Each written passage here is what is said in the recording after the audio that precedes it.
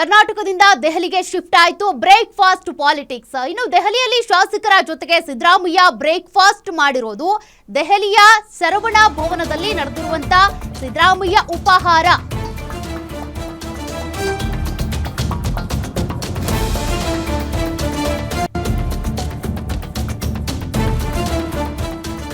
ದೆಹಲಿಯಲ್ಲಿ ಮತ್ತೆ ಸಿದ್ದು ಕ್ಯಾಂಪ್ ಸೇರಿದಂತ ಸತೀಶ್ ಜಾರಕಿಹೊಳಿ, ಎಂಆರ್ ಸೀತಾರಾಮ್, ಎಂಸಿ ಸುಧಾಕರ್, ಉಗ್ರಪ್ಪ, ಅಪ್ಪಾಜಿ ನಾಡಗೌಡ, ಬೈರತಿ ಸುರೇಶ್, ಮಹದೇವಪ್ಪ ಸೇರಿದಂತೆ ಹಲವರು ಭಾಗಿಯಾಗಿದ್ದಾರೆ ಸಿದ್ದರಾಮಯ್ಯನವರ ಉಪಹಾರ ಮೀಟಿಂಗ್ನಲ್ಲಿ.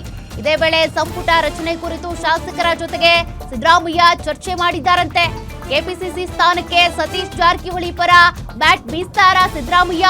ಭಾರಿ ಕುತೂಹಲ ಮೂಡಿಸಿದಂತ ಸಿದ್ದು ಟಿಫಿನ್ ಪಾಲಿಟಿಕ್ಸ್ ನೋಡಿ. ಇಲ್ಲಿವರೆಗೂ ಸತೀಶ್ ಜಾರಕಿಹೊಳಿ ನಿನ್ನೆ ಮೊನ್ನೆ ಆಗ್ಲಿ ಎಲ್ಲೂ ಕೂಡ ಸಿದ್ದರಾಮಯ್ಯನವರ ಜೊತೆಗೆ ಗುರುತಿಸಿಕೊಂಡಿಲ್ಲ.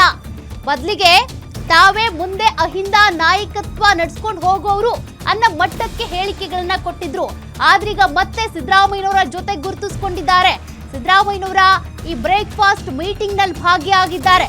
ಹಾಗಾದ್ರೆ ಸಿದ್ದರಾಮಯ್ಯನವರು ಸತೀಶ್ ಜಾರಕಿಹೊಳಿ ಪರ ಬ್ಯಾಟ್ ಬೀಸ್ತಾರ? ಅದನ್ನ ನಾವು ಕಾದ್ ನೋಡ್ಬೇಕಿದೆ.